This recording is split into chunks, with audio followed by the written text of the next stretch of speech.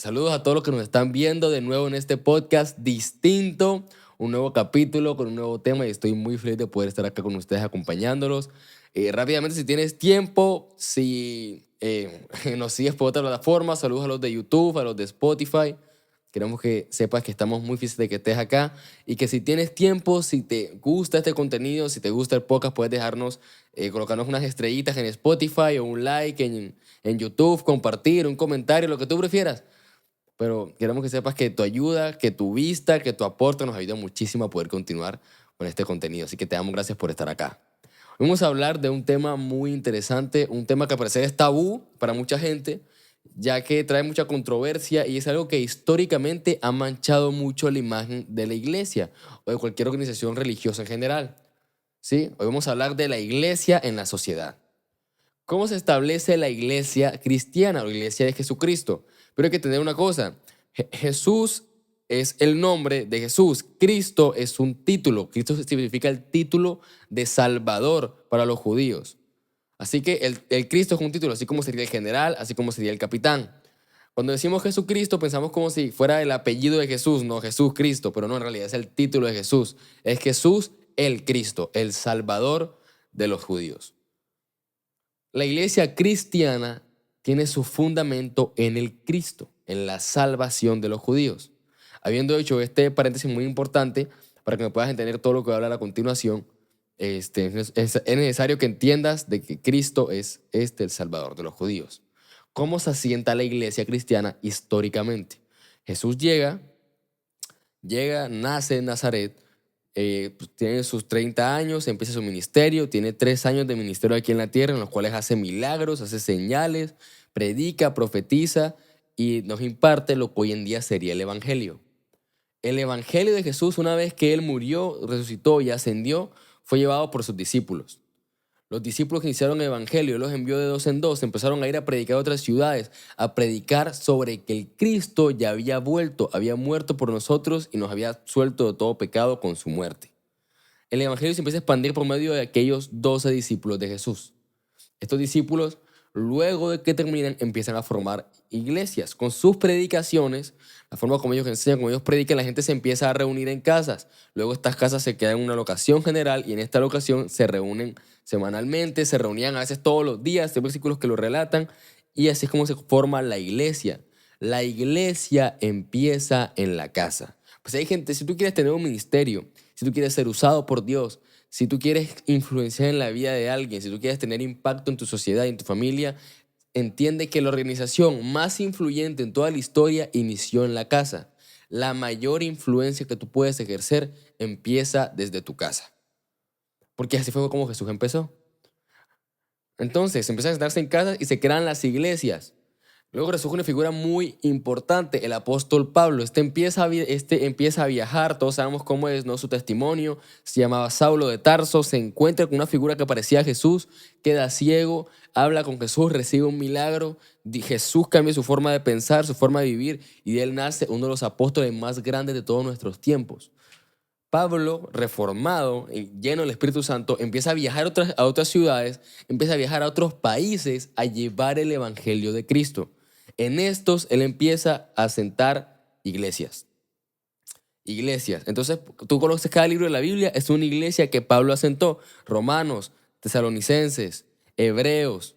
Cada una de estas locaciones, ciudades como tal, o naciones, son iglesias que Pablo logró asentar. Así es como el evangelio se continuó expandiendo alrededor del mundo. Primero en Israel, luego Pablo lo llevó afuera a Roma y se empezó a extender por todo el continente, desde Europa hasta Asia e incluso descendió hasta África.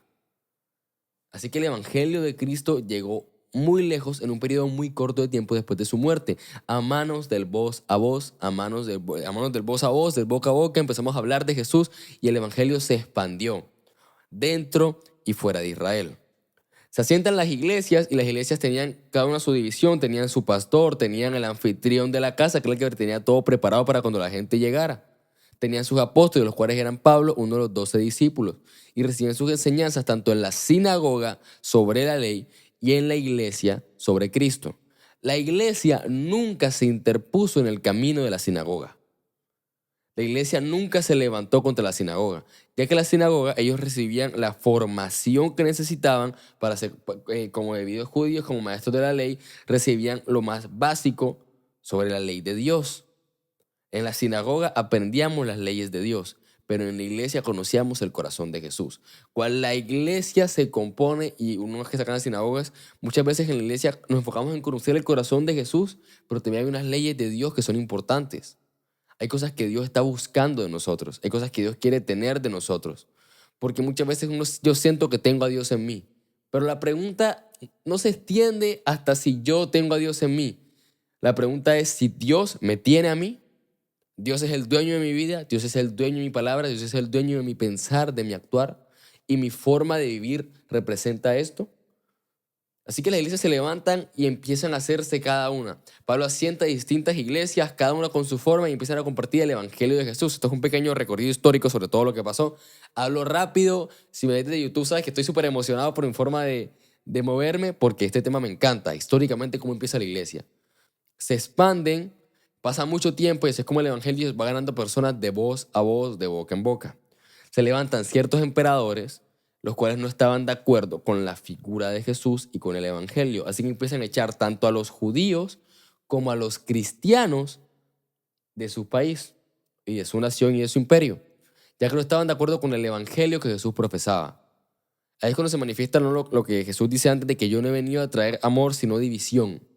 Porque un evangelio divino causa división en un mundo corrupto. Y quiero que lo entiendas y lo apliques a tu vida. Si tú portas el evangelio de Cristo, vas a causar división en el mundo. Porque la corrupción se arde con la divinidad. Porque la corrupción se levanta contra la divinidad. No te extrañes de la persecución, no te extrañes de que hay gente que te critique o que te mire mal, porque es la divinidad que Jesús permitió que estuviera en ti, aquello que se levanta contra el mundo, y la corrupción quiere encontrar la forma de acabarlo. Así que luego de esto pasa mucho tiempo así, voy a hacer un salto histórico gigante para llegar hasta el punto donde quiero llegar. Se asientan, Pablo sigue, empieza a mandar cartas, epístolas a cada una de las iglesias, mientras que estas se van formando. Cada una tiene problemas distintos, problemas doctrinales, problemas de misericordia, problemas de amor. Algunas eran muy liberales, cada una con su forma, pero todas ellas eran la iglesia de Cristo. Voy a darme un salto histórico muy importante. Luego de esto se da una figura de un emperador, el emperador Constantino. Él, buscando la forma de inmortalizarse, decidió crear, entre comillas, su propia religión. Entonces tomó a Jesús, que era la figura religiosa, entre comillas, más fuerte del momento. Jesús era la moda. Tomó a Jesús, tomó el concepto de Dios judío, pero colocó algunos dioses romanos, colocó incluso diferentes costumbres, formas de adorar, algunos sacrificios de ciertos pueblos que estaban debajo de su imperio, todo para formar una religión la cual se amoldara. Él quería unificar al imperio romano por medio de una ideología. Así que tomó la imagen de Jesús, tomó la imagen de Cristo, añadió el concepto de los santos, añadió el concepto de María y cogió el evangelio y de alguna forma lo pervirtió para crear su propia versión, cosa que lo inmortalizara. Cuando él crea esto, la dinámica de la iglesia, tanto en Roma como en el mundo conocido, porque todo lo que estaba bajo el imperio romano era casi que el mundo conocido, empieza a cambiar de forma completa. Los pastores empiezan a recibir mayores ofrendas, empiezan a recibir algunos cheques del Estado, y hay registros de que a pastores se les pagaba por predicar un evangelio distinto. Este es el punto histórico en el cual la iglesia la iglesia conoció un nuevo lado. La iglesia conoció la iglesia, no quiero decir que se pervirtió, porque la iglesia no está pervertida, la iglesia no está dañada, no está enferma, pero sí es un punto en el cual la iglesia se colocó en manos de los hombres y dejó de estar en el evangelio de Jesús. Obviamente esto es un giro completamente de todo lo que sucede, ya que entra la perversión dentro de los hombres de Dios que él mismo colocó en la iglesia. ¿Sí? En una iglesia hay muchas cosas dentro de la administración. Yo he podido estar presente en muchas etapas de mi iglesia, en muchos puntos clave, puntos críticos, y soy consciente y me consta de que la administración, tanto económica como de recursos laborales, como de talento humano, es muy importante en la forma de la iglesia. Así que cuando uno entiende que sobre la iglesia está todo este poder, está toda esta unción, está esta nueva mentalidad, la cual parecía hasta incluso que era un poco disruptiva con la que predicaba el imperio romano, las cosas empiezan a cambiar y la gente empieza a sentirse extraña. Cuando Constantino unifica Roma bajo su misma ideología, el concepto de iglesia empezó a cambiar. Empezaron a construir ciertos lugares, ciertas catedrales con ciertas opciones. Y los hombres de Dios empezaron a colocar su servicio al servicio de Roma. ¿El cambio cuál era? Tú predicas para mí y yo te sostengo. Entonces, ¿qué pasa? Que ya la iglesia no eran las casas, se hacían edificios grandísimos en los cuales se construían auditorios perfectos. ¿Para qué? Para que los en ese momento pastores o maestros, mejor dicho, pudieran predicar con comodidad. Empezaban a recibir impuestos, empezaban a manejar impuestos del Estado. La iglesia empezó a tener una emisión monetaria directamente del Imperio Romano. Muchas cosas empezaron a cambiar en la forma como ésta se organizaba. El sustento de la iglesia dejaron de ser las personas y empezó a ser la sociedad. Es aquí donde yo quiero quedar porque esto es algo que muchas veces no entendemos y que en nuestro entendimiento como cristianos, si logramos ir más allá, vamos a romper una mentira que se nos ha dicho mucho tiempo. Muchas veces uno va a la iglesia porque tiene un problema, porque tiene una depresión. Cuando uno llega a la iglesia, encuentra a Jesús, uno encuentra amigos y esa depresión se va porque tu forma de vivir cambia. Tu cerebro empieza a reaccionar de alguna forma. Muchas veces uno va a la iglesia porque se siente en soledad y encuentras amigos, encuentras personas que te aman, que te apoyan. Y esto es perfecto y la iglesia está diseñada para que esto suceda. Y en ese momento las cosas cambian y empiezas a ir. ¿Por qué? Porque ya no te sientes solo. Ahora tienes amigos y personas que te acompañan. Pues hay gente que va a la iglesia porque tiene una crisis monetaria. En la iglesia se conecta con otras personas, con otro empresario, o puede que le llegue una idea de negocios, o aprenda a manejar mejor sus finanzas dentro de las series de finanzas que uno da en los diversos espacios de la iglesia. Y su forma de manejar sus finanzas cambia. Su forma de vivir mejora. El problema es cuando quitamos el foco de Jesús y empezamos a colocar en el primer lugar cosas diferentes. Cuando yo ya no voy a la iglesia para perseguir a Jesús, sino porque ya tengo amigos espectaculares que no me hacen sentirme solo. No estoy diciendo que esto sea mal. No, Señor, la iglesia provee esto. Y la iglesia está diseñada para sanar las heridas del alma. Somos un hospital, estamos hechos para levantar al caído y restaurar al quebrantado. Ese es el llamado que tenemos. Pero nuestra misión inicial no es esta. Nuestra misión inicial no es buscar la felicidad, es perseguir a Jesús. El problema es que cuando el mundo empieza a sustentar la iglesia, es que nuestra fuente de poder ya no es Jesús, empieza a ser el mundo. El problema cuando para mí lo más importante ir al domingo a los servicios es que me voy a ver con mis amigos, es que no es que mis amigos sean malos, pero es que yo quité el foco de Jesús y lo coloqué sobre mis amigos. La fuente de mi convicción no es Jesús, es lo que Él me dio. Entonces el día que yo tal vez ya no tenga los mismos amigos, ya no tenga las mismas finanzas o esté recayendo otra vez en la misma depresión que antes, voy a dejar de perseguir a Jesús. Pero es que en realidad no lo dejo de perseguir porque yo nunca lo perseguí. Yo lo que estaba detrás era por las cosas que Él me daba. Cuando yo entiendo de que mi misión no es perseguir lo que hay en sus manos, es perseguir a Cristo, las cosas empiezan a cambiar. La iglesia tuvo un inconveniente cuando la empezó a sustentar el imperio romano y la dejó de sustentar el evangelio de Cristo. Luego se dividió y apareció la gente que tiraba más para el cristianismo puro. En vez de esta versión que había creado el imperio romano, se dividieron por dos ramas diferentes y nacen dos religiones muy fuertes que hay hoy en día. Pero lo que yo quiero ir, y el punto central, es a que si el sustento de tu convicción no es lo que hay en Jesús, es lo que hay en Jesús, sino lo que Jesús te dio, tenemos un problema. La gente se reunía en los sermones. Mira, la Biblia lo describe así, la Biblia describe, hay dos grupos de personas. Mucha gente iba a escuchar a Jesús, iba a escuchar sus enseñanzas, iba a ver los milagros que hacía, la gente se sorprendía y cuando iba, muchas veces Jesús los alimentaba, Jesús alimentaba a las multitudes. Inicialmente la gente iba para escuchar a Jesús, en el proceso recibía alimento. Sin embargo, hay veces que no había nada para comer. Hay veces que no había nada para poder alimentarse. Y esta gente tenía que continuar persiguiendo a Jesús a pesar de que aquellas necesidades que ellos tenían ya no estaban siendo suplidas. Y ahí y quiero romper el paradigma que hay en la mente de mucha gente y por eso es que lo estoy repitiendo tanto. Porque la razón por la cual yo voy a la iglesia es por perseguir a Jesús. Porque mi misión es perseguir a Jesús. Yo quiero aprender más de Jesús, quiero conocer más de Jesús, quiero que Él tenga más de mí, yo quiero tener más de Él. Si yo persigo a Jesús, todas las cosas me van a ser suplidas. Busca el reino de Dios y su justicia y todo lo demás te será dado por añadidura. ¿Qué sucede? Cuando yo amo más el pan y los peces que aquel que los multiplicó, el día que no hayan pan y peces me voy a querer ir. Y me pierdo la enseñanza, y me pierdo que me cambie mi espíritu, que me cambie mi forma de pensar. Empiezo a perderme las bendiciones que Dios me dio. Pero es que yo no iba por las bendiciones, yo venía por Jesús. Yo nunca me enamoré más del pan que del maestro. Por eso es que a mí me encanta como los discípulos de Jesús llaman a Jesús en la Biblia rabino, porque es una forma de decirle maestro. Lo que me importa no es lo que hay de ti, lo que me importa es lo que hay en ti. Yo no busco lo que tú me das, yo busco lo que tú eres. Cuando tú empiezas a buscar lo que Jesús es y quieres que eso se manifieste en tu vida, tú también vas a cambiar. Hay cosas en ti que van a ser distintas. Y una vez que tu alma sea prosperada, todo lo demás será prosperado.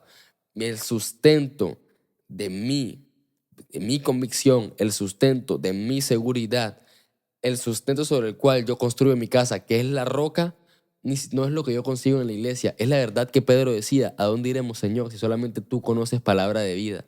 Cuando Jesús decía, sobre esta roca edificaré mi iglesia, no se estaba refiriendo a Pedro, se refería a la verdad que Pedro había dicho. Yo construiré la iglesia sobre la verdad de que Jesús tiene palabras de vida y puede cambiar mi espíritu. Si yo construyo mi vida sobre la roca, y que estoy analizando dos parábolas que se dijo: el que construyó sobre la arena y el que construyó sobre la roca. Y sobre lo que dijo Pedro a Jesús cuando hablaba de que únicamente le daba palabras de vida. Son dos momentos distintos, una parábola y anexado con una cosa que Pedro dijo, pero las dos tienen alta conexión. Porque el que construyó su casa sobre la roca, o sea, el que construyó su vida sobre la verdad, el que puso a su esposa y sus hijos sobre la verdad, el que puso sus finanzas sobre la verdad, ahí es cuando entendió que aunque no tuviera casa lo tenía todo, que aunque no tuviera esposa lo tenía todo. Sí. Yo creo que tener a Jesús te hace automáticamente rico. No porque lo tengas todo, es que tú no necesitas más nada. Cuando yo obtengo y busco y persigo el corazón de Jesús, la necesidad de las otras cosas no son importantes. Por eso es que a veces, por eso es que Jesús decía: no se preocupen porque hasta a las aves se les da de comer. Por eso decía: cualquiera que siga mi palabra, cualquiera que crea en mí, esa es mi familia. Cualquiera que me sirva en el reino, esa es mi familia. Por eso es que Jesús a veces decía incluso que quémalo todo, déjalo todo, véndelo todo, dáselo a los pobres y sígueme. Pero lo que Jesús estaba diciendo no es que no estoy buscando que tú quieras todo. Quiero que entiendas que tú no necesitas nada si me tienes a mí. Esa es la verdad sobre la cual tenemos que construir nuestras vidas. Ahora quiero continuar sobre lo que estábamos hablando, y es que cuando sucede esto, ¿no? El fundamento de la iglesia cambia. Quiero llevarlo a otro extremo. Puede que en algunos momentos te salga un carro mejor del que tenías antes, puede que una casa mejor, puede que un grupo de amigos con el cual te diviertes más, puede que suceden distintas cosas y formas en ti empiecen a cambiar, pero sí hay que hacerse la pregunta: ¿esto que yo estoy obteniendo viene de Jesús? ¿O lo conseguí yo con mi fe que yo tengo en Cristo, la fe que Él me dio, la fe sobre la cual yo sé que la fe sobre la cual yo puedo conquistar? ¿O sé que esto que viene del mundo? Porque hay grupos de amigos con los cuales puede que la pasen mejor, puede que te rías más, puede que tengas un tiempo más chévere, pero no vienen de Jesús. Hay algunos que tienen amigos sobre los cuales te acompañarían a todas las fiestas y todas las rumbas, pero ninguno de ellos oraría por ti cuando estuvieras mal. Y creo que es necesario que entendamos de que aquello que proviene de Jesús es suficiente. Yo prefiero una sola amistad que sé que viene de Cristo a tener 100 amistades que no lo son. Bien decía David: prefiero un día en tus atrios, porque un día en tus atrios es suficiente. Prefiero una amistad que provenga de Jesús, porque una sola amistad que venga de Jesús, eso es suficiente. Porque en la mano de Jesús, unos panes y unos peces son suficientes. No es sobre la cantidad, es sobre la calidad que Él está dispuesto a darte. Así que la verdad sobre la cual yo me sustento es lo que Jesús me da. Ni siquiera sobre si estoy mejor, o sobre si me siento mejor, o sobre si tengo más o no tengo más. Eso no es lo más importante. Ese no es el sustento sobre el cual yo estoy construyendo mi vida. Mi sustento es que aquello que yo tenga tiene que proveer de Cristo. Porque en las manos de Cristo todas las cosas empiezan a cambiar. La iglesia es una organización en la cual se pueden manifestar muchas perversiones, muchas traiciones, muchos problemas, muchos inconvenientes. En la iglesia puedes encontrar robos, en la iglesia puedes encontrar fraude, puedes encontrar chisme, puedes encontrar traición. La iglesia es un lugar lleno de gente que muy seguramente puede estar rota. Sin embargo, la iglesia en las manos de Jesús es el único lugar en el cual Él se glorifica. Es el único lugar con el cual Él dijo, estoy tan íntimamente conectado contigo que te veo como mi esposa. Gente rota en las manos de Cristo puede lograr mucho. Porque en las manos de Jesús todo cambia. En las manos de Jesús ni siquiera lo que nosotros podemos, ni siquiera lo que nosotros vemos es lo que es hasta que no está en las manos de Cristo. Jesús puede hacer de un simple pescador el predicador del momento, únicamente con una palabra. ¿Aquello que yo tengo en mi vida proviene de Jesús o proviene del mundo? ¿La fuente de mi vida proviene de Jesús o proviene del mundo? No te lo preguntes en caso de que porque hay gente que tú preguntas esto y gente que dice, no, pero es que yo tengo dinero, entonces estoy bien, entonces viene de Jesús. Y no siempre, no siempre. El único objeto por el cual cambiaron a Jesús fue por dinero. Así que el tener dinero no siempre significa tener a Jesús. Judas cambió 30 piezas de plata por Jesús. Estaba bien, económicamente estaba bien, tenía un respaldo, pero no tenía a Jesús. Hay gente que puede estar económicamente bien, emocionalmente bien, pero tal vez eso que tienes no proviene a Cristo. No proviene de Cristo. La pregunta no es si lo que yo tengo me mantiene en bienestar. La pregunta es si lo que yo tengo está cimentado en Jesús. Porque, y lo repito, ¿no? En las manos de Jesús tenemos todo lo que necesitamos tener. Así que el sustento de la iglesia no puede ser el mundo. El sustento de la iglesia no puede ser lo que la gente diga. El sustento de la iglesia ni siquiera puede ser el gobierno. Porque hay gente que, hay, hay gente que como tal vez no tiene la medida de fe necesaria para conquistar lo que Dios les propuso para conquistar, están esperando que el gobierno se los dé. Entonces es necesario que soltemos todo aquello que no proviene de Jesús. Y todo aquello que venga de Jesús va a ser bueno. ¿Por qué? Porque yo sé que la voluntad de Él es buena y es agradable y es perfecta. Entonces hay gente que te pregunta y te dice, no, líder, pero ¿qué pasa si eso que viene de Dios tal vez no me gusta? ¿Qué pasa si el trabajo que viene de Dios tal vez yo no me sienta cómodo? No va a ser así porque su voluntad es buena, es agradable y es perfecta. Si proviene de Él, va a calar en tu alma perfectamente porque su voluntad está diseñada para ti y para darte todo aquello que necesites con sobreabundancia. Está disponible para nosotros, está listo para nosotros. Muchas veces cambiamos nuestra fuente, nuestro fundamento en lo que tenemos y no en lo que somos. Y eso es algo que hay que cambiar. ¿Por qué? Porque parece que en la historia empezamos a buscar y agarramos todas las formas posibles de acercarnos a Dios, excepto a Jesús. Entonces hay gente que usa la religión, hay gente que usa su dinero, hay gente que usa sus habilidades, hay gente que usa sus talentos, todo lo que puedan tener para poder acercarse a Jesús. Y no es así. La palabra de Jesús es, tú solo me necesitas a mí. Yo soy el mediador. Yo soy suficiente. Porque hay veces que cuando se nos olvida que Jesús es suficiente, empezamos a perseguir otras cosas. ¿Sabes? Si empezaras a perseguir a Jesús en vez de perseguir a la gente, Dios te va a dar personas que no vas a tener que perseguir. Si empiezas a perseguir a Jesús en vez de perseguir ese trabajo, Dios te va a dar un trabajo que tú no vas a tener que perseguir, no vas a tener que buscar. Si tú empiezas a buscar a Jesús y en vez de buscar desesperadamente la restauración de un familiar, Dios le va a dar la restauración a ese familiar. ¿Por qué? Porque te concentraste en buscar a Jesús. Quiero colocarte un ejemplo. Muchas veces en la oración, cuando la gente está orando, levanta sus manos, hay gente que se preocupa, no, es que yo no siento nada, es que yo no me dan ganas de llorar. Tal vez si te concentras más en adorar que en sentir algo, algo sería distinto. Porque nos concentramos en sentir, en tener o en lograr y no en Jesús. Hay una oración que a mí me encanta, ¿no? Que es muy linda. Habla de que si yo lo pierdo todo, pero tengo a Cristo, entonces tengo todo lo que yo necesito. Si yo tengo a Jesús, no dispongo de más nada. Te invito a que persigas a Jesús. con toda la fuerza de tu corazón. Porque el perseguirlo a Él vence el mundo. El perseguirlo a Él es suficiente. El perseguirlo a Él va a cambiar todo para ti. ¿Qué es el perseguir a Jesús? ¿Qué significa perseguir a Jesús? Cuando yo persigo a Jesús, lo hablo por medio cuando estoy orando, cuando estoy escuchando la palabra, cuando escucho una prédica, cuando entro a un podcast en el cual con un muchacho que le encanta hablar sobre Jesús. ¿Sí? Eso es perseguir a Jesús. Es generar una relación con Él. Cuando yo lo persigo, comprendo de que me estoy acercando cada vez más y más y más y más y más a aquello que Él tiene para mí. Ni siquiera lo que tiene para mí, me estoy acercando más a lo que Él es. El perseguir a Jesús es buscar el reino de Dios. Porque Jesús es amor. Jesús es el reino.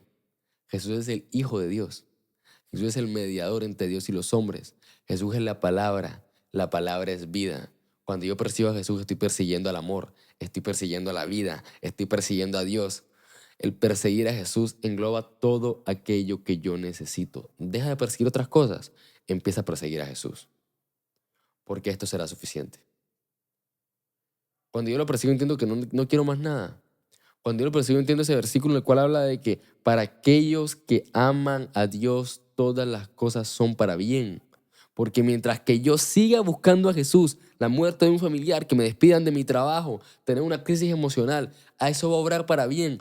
No estoy hablando, no quiero que inhibas tus sentimientos, no quiero minimizar tus problemas. A lo que yo me quiero referir es que si tú estás persiguiendo a Jesús, todo aquello que te acontezca va a ser para bien y va a ser para su gloria. No por la capacidad de destrucción que tienen tus problemas, sino por la capacidad de restauración que tiene una palabra de Jesús. En el inicio era Dios. Bien decía Juan, ¿no? En el inicio era el verbo, y el verbo era Dios, y el verbo era con Dios. La palabra. Si yo tengo la palabra, si yo tengo Jesús, lo tengo todo. Es más, creo que es muy autodescriptivo. Si entras a tu Biblia y miras Génesis 1:1, en el principio, Dios. Se ahorró completamente todo. En el principio, Dios. Es muy fácil, es muy sencillo de entender.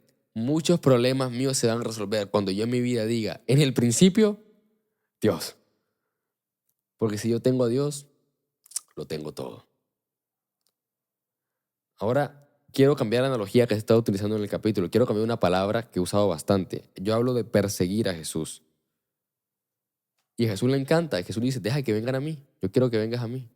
Pero si tú tal vez ya te convertiste, si tú ya conoces a Cristo, si tú te decidiste entregar tu vida, tal vez ya alcanzaste a Jesús y estás muy cerca de Él. Ahora te invito a que lo abraces. Y esto es algo, para los predicadores, esto es una pastilla muy amarga.